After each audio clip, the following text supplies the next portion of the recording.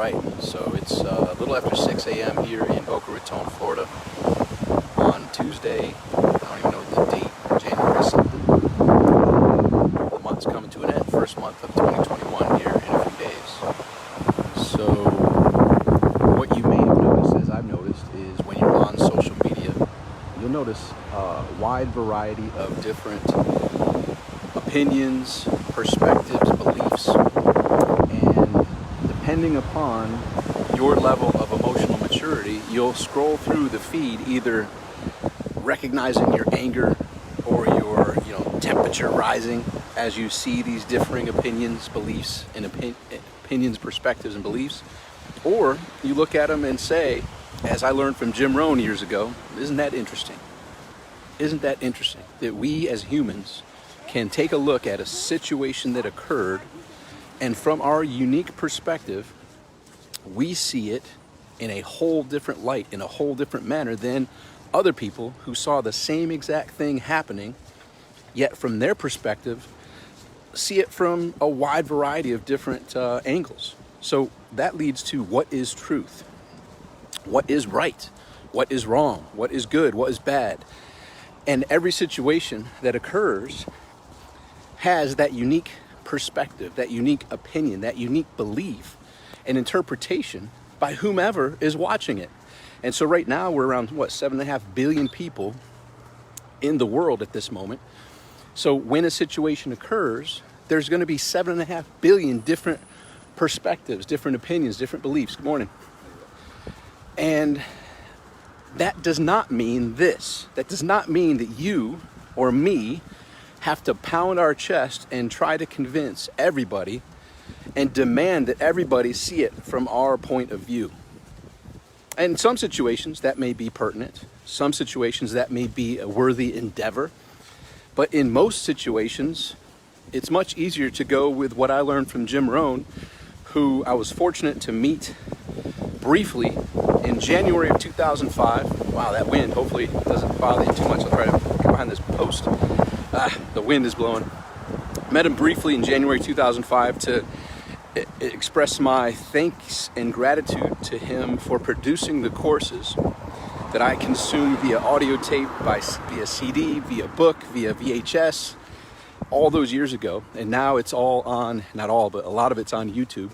If you haven't studied Jim Rohn, I would highly recommend it. Jimrohn. Jim Rohn was the person who Tony Robbins worked for when Tony was a teenager.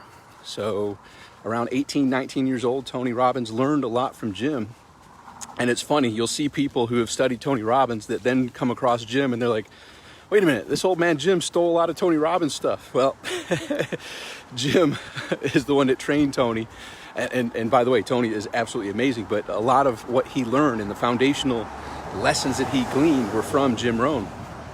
But Jim says this: instead of getting all emotional, instead of getting angry, instead of getting frustrated, instead of feeling the need to convince everybody to see things from your point of view, he says it's much easier to say, isn't that interesting?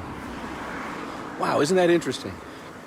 So try it out. And when I first heard that, I first crossed paths with Jim Rohn back in around 1990, and I was a youngster. I was a teenager at the time, and it went against my core beliefs at that time. Like, no, I'm going to show how right I am. I'm going to prove to these people how wrong they are and how right I am. And watch this. I've got the data. I've got the beliefs. I've got I can share it in a manner to show them that they're wrong, I'm right, and this will be as clear as day. And guess what happened? A lot of wasted time and a lot of unnecessary emotions and anger and frustration due to me feeling the calling and urge to convince people to show how wrong they were and how right I was, how their perspective was wrong and my perspective was right. And I'll share one brief example that I think will solidify this in a non-confrontational manner, but I think you'll get the point.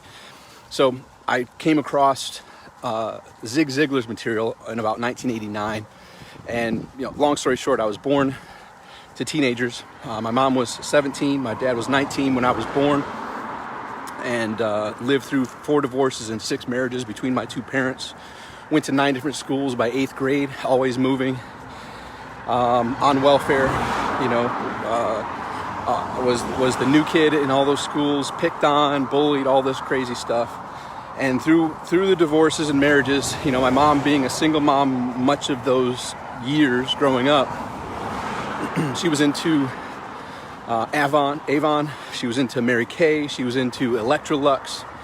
And here I was, 6, 7, 8 years old, in the back of these meetings while she was learning training from Avon, Mary Kay, Electrolux, and Lifetime pots and pans. And little did I know, I was learning from Zig Ziglar and you know, Mary Kay Ash, right? She's an amazing woman. While I was playing with my toy cars and trucks in the back of the room at 6, 7, 8 years old, and then up a little bit beyond that. So I heard it while I was playing my toys and trucks and whatnot. And actually, I'd go along with my mom on a lot of those sales calls, and I would know the script. And I'd tell Mom, you've got to do this. And I knew the script because I was listening. And kids, by the way, kids pick up on all the stuff that you do. So don't think they're not paying attention. But in 1989-ish, that's when I started to dig more into Zig Ziglar. And then 1990, I ended up working for Cutco Cutlery. When I was at SUNY Brockport, walked in to one of my classes as a freshman, and it was earn $40 an hour, you know, in vector marketing. I called up vector marketing. Next thing you know, I'm selling Cutco Cutlery door to door as a teenager, selling $800 sets of knives and earning roughly 50% commission. So, you know, well, work your way up on it. You start off at a lower and you work your way up as you sell. I became ranked regionally as far as doing well. And my manager, Bill Harbison, rest in peace, Bill. Bill's no longer with us, was a huge Zig Ziglar fan. So I read more of Zig's books. I listened to more of Zig's audios, studied his videos. And that led to Nightingale Conant, the Library of Nightingale Conant. This is years ago. This is 1990. This is before this. We had audio tapes, right? You had to buy these tapes for a costly, you know, these were a couple $100 investment in these tapes generally, and you tap into Automobile University. And so I'd listen to Brian Tracy, I'd listen to Tony Robbins, I'd listen to Zig Ziglar, and the whole I had a huge collection. I called it my $50 million library. And little did I know, well, I did know, that these would set the foundation for me to produce tens of millions of dollars upcoming in the years. And so I invested my time into listening to all of those top experts. And namely, I'll tell you the three: Zig Ziglar, Brian Tracy, and Tony Robbins. So fast forward a couple years, I'm out of United States Marine Corps. I served 4 years active duty in the United States Marine Corps. At this moment, 28 years ago, I was in boot camp at Parris Island, South Carolina. January 5th, 1993 until April 2nd, 1993, United States Marine Corps boot camp. I was not in a very comfortable situation 28 years ago at Parris Island. They don't coddle you, they don't treat you so well. You're learning how to, what it is to be a Marine. And during that process, it's not fun, I can tell you that. But I ended up being the #1 honor man from my platoon. And I was chosen by the drill instructors as the honor man. It was a great honor to have my grandparents sit next to the base general during graduation. And that was fantastic. So anyhow, after the Marine Corps, I'm selling cars for a little while at Geneva Ford. What's up, Geneva Ford? And then I ended up working at a copier company in Rochester, New York. And I sold copiers, and then I was a publisher of the North Carolina Home Book, and then I went back to selling copiers and became a sales manager and a branch manager. So as a branch manager, here's where the story comes to fruition. That's the backstory. Here's the lesson in this. So now I'm a manager, and I have my sales team, and my whole goal, I have a vested interest. The more I help my sales team succeed, the more I succeed, right? So the better they do, the better I do. And so I opened up my Nightingale Conant library with what I felt were the 3 best training courses that I had. One from Brian Tracy, one from Zig Ziglar, and one from Tony Robbins. And man, it was, what year was this? 98. 99, 98, 99, somewhere in that range, 99-ish, maybe 2000. I don't even remember. Who knows? Maybe even 2001. The years go by so quickly. And so here's the deal. I bring these 3 things into the meeting and I say, look, I have these 3 courses. I want to help you all succeed. And you know, I can share my insights here, but I think when you're driving around, if you listen to these in your car, you're going to pick up on some insights that can help you close more sales, earn more, and in turn, we all do better. And so here's the gist of it. Morning. So I give the 3 people who volunteered the tapes, and you know, the next day I'm all eager to hear like what their feedback is. And here's the interesting part right off the bat. Next day I'm all excited. Hey, did you get a chance to listen to it? Oh, not yet. I haven't had a chance to listen to it yet. Okay, no problem. But I will today. Robin Kirk, the year 2001 is my final offer. Yeah, actually, if I do the math, my son was born in 2002, so it must have been somewhere around 2000, 2001, because it was before my son was born that this happened. Yeah, anyhow. So, the next day, hey, did you get a chance to listen? How'd it go? Did you listen to it? Oh man, I hadn't had a chance to listen to it. So right off the bat, I was more excited for them to gain those insights than they were to actually put any time, effort, energy into getting those insights. Then here's where the real lesson hit me. And this is when I recognize, holy crap, I'm wasting my time trying to convince people. It's up to them to choose, right? I'm not going to waste my time convincing people. And here's where the rubber meets the road on this story. So finally, after days of them not listening, finally they came back. Yeah, I got a chance to listen to it. Oh, awesome. Fill me in. What'd you think? All right, so the person that had the Zig Ziglar tape said this. Oh man, I listened to like 5 minutes of it. I couldn't stand that old man, that country twang, that country accent, the y'all and drawl, and I just turned it off after 5 minutes. Jason Dinner in the house. What's up, man? So that person who had that knowledge of the Nightingale Conant tape set I gave was Zig Ziglar, sharing insights on how to be a better salesperson. This person is a salesperson, and their response was, yeah, I listened to about 5 minutes of it, and I couldn't stand the old man's southern accent. I had to turn it off. I couldn't handle it. I said, whoa. And then I put time into like, well, he's going to share stuff that can change your financial life, your trajectory. You know, it's too much. I can't put up with that old man, you know, twang and country accent. I can't listen to it. Okay, so I went to the person that had the Brian Tracy tapes. Hey, so you listened to it. Fill me in. What'd you think? Oh my God, I listened to about 5 minutes. That man is as boring as can be. I'd rather watch paint dry than listen to him talk. I'm like, well, Brian's course has insights that can change your financial future. Maybe it is, maybe it does, maybe that's true, but he's so boring, I can't listen to it. Wow. And by the way, I spent a long time with the person that gave me the negative feedback from Zig, a long time with the person that gave me negative feedback from Brian, and got nowhere. Couldn't convince him. And then the third one was the person that had the Tony Robbins. And the guy's like, yeah, I listened to it. I listened to it like 5 minutes. He's just so full of it. He's just so high energy. He's just blowing his horn. I said, Tony's got stuff in that cassette series that you have that can change your life. Nah, he's too hypey. I can't listen to it. So the bottom line is, everything counts. Yes, sir. Brian Tracy. See you at the top. Yep. Zig Ziglar.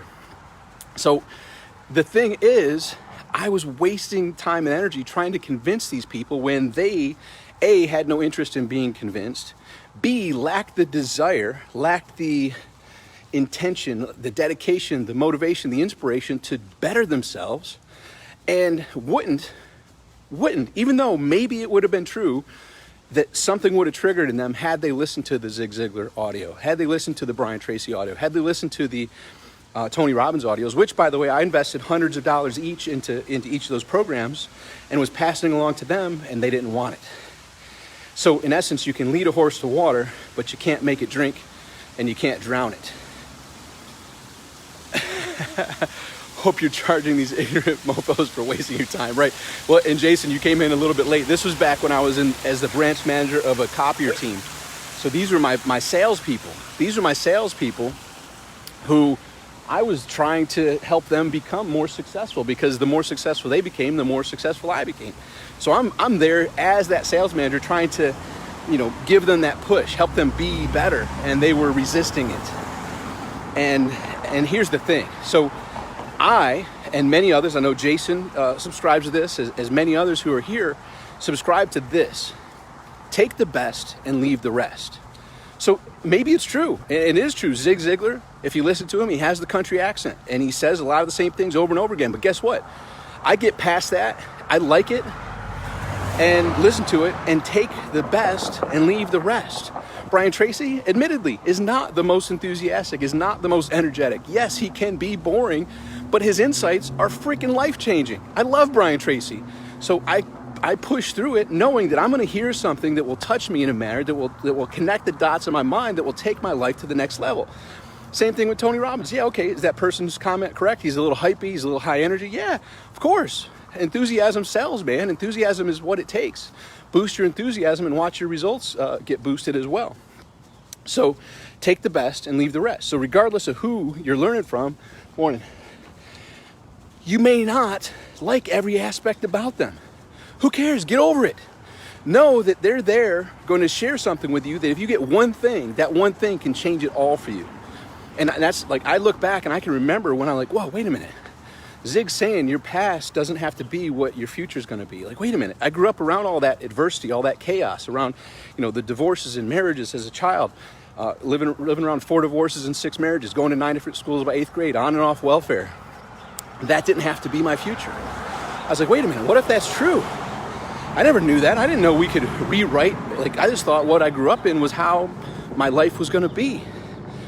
And, on and on. So take the best and leave the rest. And same with me. Am I perfect? Absolutely not. But I've dedicated a significant portion of my life to learning things that have been helpful for others. And so, hey, guess what? If you're looking for someone perfect, that's not me. But I do have some gems. I do have some insights that can help and has helped numerous people change the trajectories of their lives. So stick with me for the ride. I just wanted to share this with you, that even in that scenario where I'm giving them insights that can change their future, they resisted it and they were unwilling to take the best and leave the rest. They were unwilling to get over their initial, like, I don't like the country twang, I don't like the slowness of it, or he's too fast, and listen to it for the nugget that will change their life. And now if we're talking about, the internet and everyone having their different perspectives and opinions and beliefs, it's not up to you to pound your chest so hard and tell everybody how screwed up and how wrong they are and how right you are. In some instances, it absolutely is worthwhile, but in many cases, it's going to be frustrating. It's going to be a journey that's not going to be so rewarding because, just like I explained, A, they're not willing to change their beliefs. B, they haven't asked for your opinion. And C, from their perspective, they're right and you're wrong. It doesn't matter how much proof you pile on. Doesn't matter how much common sense backs the situation, backs the occurrence. From their perspective, they're right and everyone else is wrong. And that's human life. And so I would suggest you go with Jim Rohn if you want inner peace, if you want to be able to smile and have a feeling of, isn't that interesting? That's Jim Rohn's statement. Instead of trying to feel the need to convince everybody, so wow, isn't that interesting? It's clear as day from my perspective. It's almost like I'm on this side of a piece of paper that has a 6. The other people are on the other side of that piece of paper that has a 9. And they're clear as day, it's a 9. And I'm clear as day, it's a 6. And there we are, we got 69. Everybody's fucking one another. Hey, what's happening? How you doing? And that's life, ladies and gentlemen. So consider going with the isn't that interesting route and having that peace that comes with that, instead of wanting to show how right you are and how wrong the other person is all the time. And there's some, like I said, there's some situations and circumstances where it's absolutely important, that this is conveyed in a manner that gets your point across. And that's when I would suggest you go into what we learned in high school and for those who took any of the classes in college about debate. One of the key things in debate that most people miss, and I would say most of all social media miss right now, is the key to winning a debate is being able to present the case, good morning, from either side.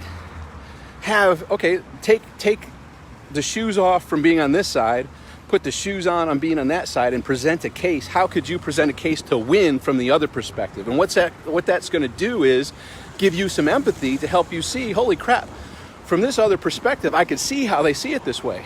And here's the proof that backs up all that they're saying. Yet, that's a more advanced emotional debate strategy that, as you will notice, as I have noticed, is very interesting, because very few people have the courage, because they're so set in their ways, to look empathetically from the other side, put themselves in the other person's shoes and say, yeah, I guess from their perspective and with what they're looking at, here's the proof that backs up those beliefs. I can see what they're saying and why they would think that's true. And then on the other side, here's why I could see how these people see how this is true as well. Here's the proof that backs that up. And then it's a matter of, wow, empathetically, well, this goes into sales. Feel, felt, found. I can understand how you feel. I would have felt the same way if I was in your shoes. And then what I found is this. Now, feel, felt, found is a simple strategy in sales, but it has profound impact on that last statement of having empathy for the other person. Like, if you truly can see how they would feel that way, and you would have felt the same way had you been in their shoes, until you found this out, and how can you present it in a manner that opens them up to say, maybe that does ring true. Maybe I need to reassess. But notice that that's a big transition. It's not going to be simple. And it takes a lot of time, energy, and effort. And the last nugget of this is choose your battles. Choose your battles. You have the infinite capacity in your most limited and precious resource of time. Is it worth you opportunity cost to take your time and put it into this, which means you can't put it into all the other things that you could? So I would recommend you do what they say on the airplanes. If the oxygen masks come down, be sure to put your mask on first before helping your child or anyone else who may need help. So before you battle all these other people with their different perspectives, I would just recommend you take your oxygen mask, you take care of you take care of your family, you take care of those that are around you, and then look at the other and say, wow, isn't that interesting? And yes, state your perspective, state your opinion, state your beliefs in a manner of some will, some won't, so what, someone's waiting. Some will, wow, that's awesome. Some won't, I need to fight this person now. So what, someone's waiting. And detached from feeling an obligation to pound your drum and beat your drum to the manner where everyone has to see it from your perspective. There comes a lot of peace with that, and there comes a lot of just recognizing that your time here is brief. And when you put it into the categories of, is this worth my time? What is the most important and best use of my time? Stick into those situations and let the others roll off you like water off a duck's back. Look at all the other perspectives, opinions, beliefs. Say, isn't that interesting? Humans are interesting. All right, hope this was interesting for you. I look forward to chatting with you again soon. Jason Dinner, cognitive dissonance is a mofo. Absolutely, man. It is crazy. And we've transitioned into not just cognitive dissonance, but here's the reason why people feel the urge to convince people to see things from their perspective, and how if they don't, it's like a life or death situation, because there's power in groups, and they feel the more people that they can get to say, yeah, that's right, the more solidified they are in their beliefs. In essence, it really boils down to them not having the conviction to believe it and know it. And there's a difference between belief and knowing. And the more people they get to see it from their way, they feel more validated that their way is the right way. Okay, yeah. See how many people we got to see it this way? That means you're wrong and we're right.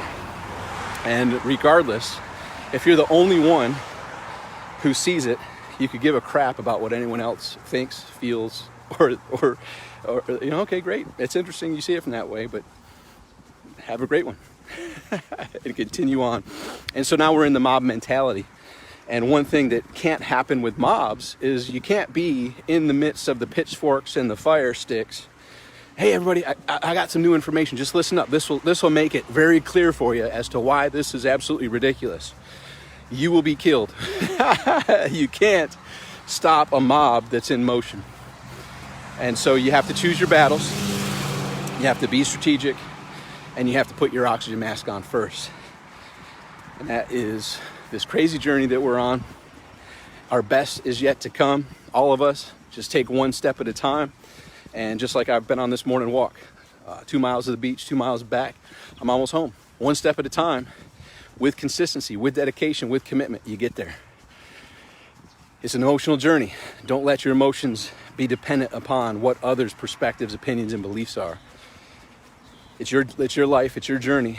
Do your research and stay emotionally grounded and stable to take care of yourself, to take care of your family, to take care of those that you love, and enjoy this journey. It's brief. Let's make the most of it.